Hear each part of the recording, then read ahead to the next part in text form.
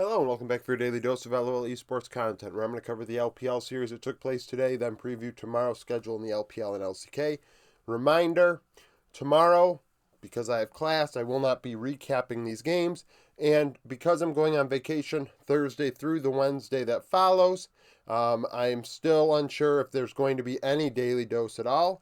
There may just be daily uploads of me rambling about League on vacation.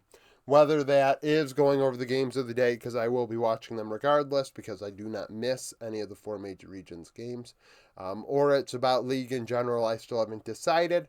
But there will be content every day of some sort if I can get it done.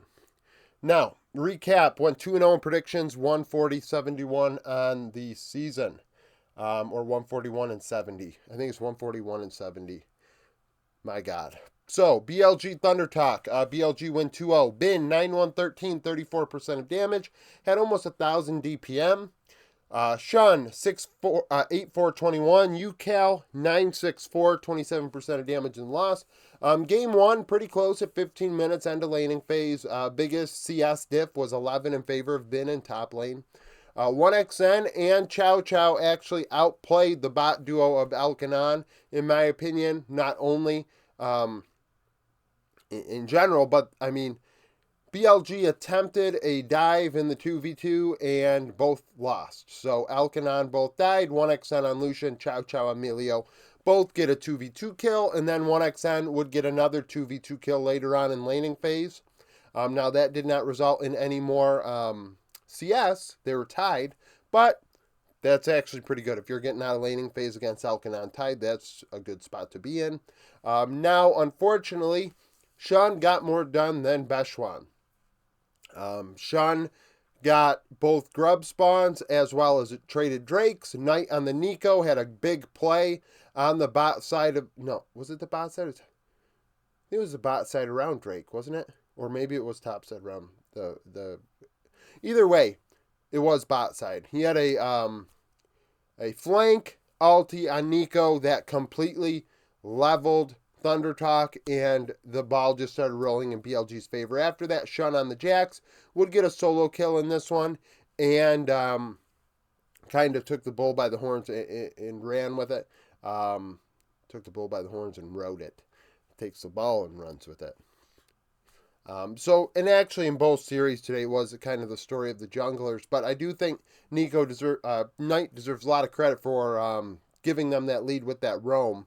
And then in game 2 at 15-15, Thunder Talk actually had a 1.3k gold lead, 31 CS lead in the jungle for Beshwan over Shun. However, Shun got things done where Beshwan could not carry his lead.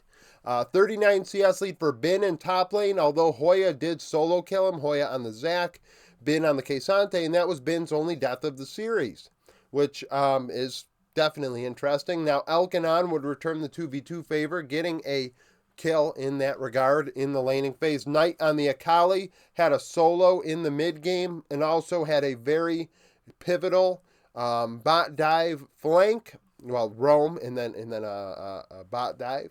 Where he would get a triple kill. UCal would return the favor as the game went along, getting kills of his own to kind of match Knight's gold. But Bin on the K'Sante was just too strong in the end. A couple solo kills at pivotal moments. And I think they were on 1XN. I think 1XN got solo killed by Knight and Bin twice, so he just had no safety whatsoever. I think he went 065 in game 2. It was not good for him, to be honest. The virus just poof, gone. JDG Team Wee. JDG win 2-1. Yagao 14-5-23, 24% of damage, as we saw a pretty even spread.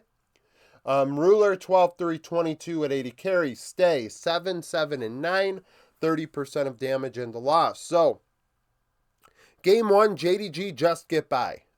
This was tied at the end of laning phase, 13-30. 32 CS lead for Wayward in top lane. He was definitely Team Wee's best player in this series. Very strong. In game 1 on the Yone, he would have a solo kill in the mid game. 24 CS lead for Kanavi in the jungle. He was MVP for JDG, not only in their 2 wins, but their loss as well. He was very strong on the Jax in game 1. Fofo on the Azir would return that favor, however. Keeping Team Wii in it, I say it all the time, Fofo's Azir is extremely underrated. Yagao on the Karma did respond. After a team fight around the Drake, he would get a couple kills, and all of a sudden it was like, oh yeah, this Karma has a great KDA. It reminded me a lot of Shanks a few days ago, where all of a sudden it's like, oh yeah, this guy's pretty damn strong right now. Ruler on the Xayah, solo killed Stay in a team fight late in the game, which really kind of sealed the deal. Laning phase as well, JDG got a couple Drakes, and that was clear that they were going to do better than Team Wii in terms of objectives in the early game. Hang sitting behind Kanavi in that regard as well, not only in addition to Kanavi just being ahead of him in CS. You can't be behind in CS, behind in proactivity, and behind in objectives. That's just not going to fly. And this is the sort of stuff I'm talking about when I'm thinking about maybe making rambling videos when I'm on vacation about League. I think like you can't lose all three ways in the early game and expect to really win series. So maybe we'll talk about that this week. Game 2, JDG ahead by quite a bit, 2.7k at 12 minutes. They went top lane 3 times after Wayward on the Aatrox would solo kill Kanavi when Kanavi was taking grubs. So clearly Kanavi upset on the Graves and went top lane to try and put Wayward in the grave. But it really didn't make a difference because Wayward on the Aatrox was destroying everybody in team fights as the game went along. 22 CS lead for Flandre in top lane, 22 CS lead for Stay in bot lane alongside Iwandi. And Iwandi had a good series in games 2 and 3. Game 2 on the Rakan, Stay was on Sivir, and actually had a solo kill early in the game. So, unfortunately for JDG, Kanavi was getting a lot of the kills, which is good, but Missing got a lot of the kills as well. And you don't want Missing to be getting kills. I think he was on a Nautilus in game 2. You don't want that. And unfortunately, that's kind of what happened. Now, JDG, I think Team Wii won this game with less kills, which is whatever, kills is just one metric. But I think, like I said, JDG just kind of skated by in game 1, and I guess Team Wii kind of returned that favor in game 2, taking a game that they probably should have lost, being down that much gold at 12 minutes. I mean, 3k gold, you should lose the game. Really, JDG did not play it out properly. And once again, we had a Twist of Fate 80 carry. Ruler's just so good at League of Legends on so many different 80 carries. I don't get it. So as far as I'm concerned, it's a glorified scrim for even doing that. Iwandi on the Rakan, great engage to end it in the final team fight. So that's kind of how that game went. In game 3 at 13 minutes, JDG had a 2.7k gold lead again, 31 CS lead for Flandre in top lane, 14 CS lead for the bot duo. They took both grub spawns, went topside to make something happen. Kanavi on the Xin Zhao, in doing so, would get 4 kills and just became a menace. So once again, Kanavi given all the gold, and in my opinion, he's the best carry-oriented jungler in the world. So for him to get all that gold, big deal. Missing on the Alistar, very nice engages in this game. So I think you can make a case for him being even MVP for that one. And on the Rakan in game 1, of course, that's his signature champion. Iwandi on the Alistar. Not Alistar. Did I put Alistar for him as well, like some sort of moron? Oh, I honestly don't remember what Iwandi played in game 3. I just know he had a great engage. Damn it. Wayward on the Jax, getting a couple kills to bring the game back. And then Yagao on the Talia kind of took over.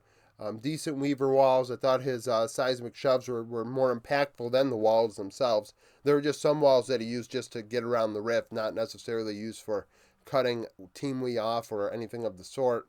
And JDG kind of won this one pretty handily relative to the other game that they won. Like I said, I've said it multiple times, they kind of struggled in game 1 in that victory. So, I mean, maybe they took Team Wii lightly.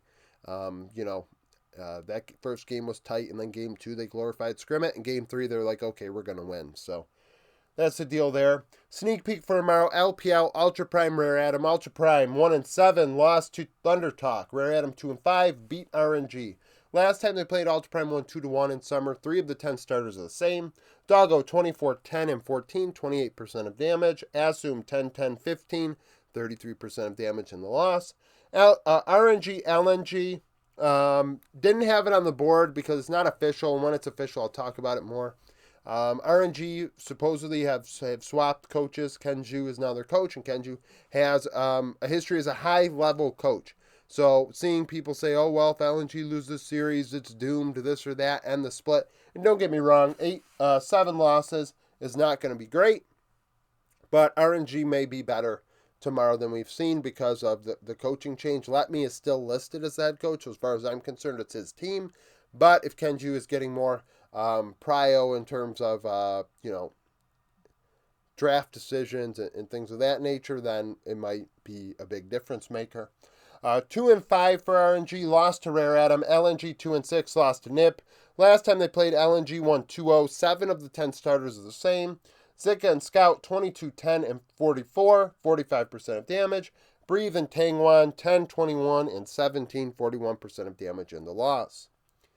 LCK, KDF, Gen G, KDF 5-5, lost to Breon. Gen G 9-1, beat Fear X. Last time they played, Gen G won 2-0.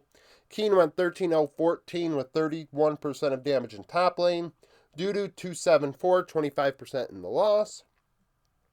T1 Fear X, T1 9-1, beat KT. Fear X 3-7, lost to Gen G. Last time they played, T1 would win 2-0.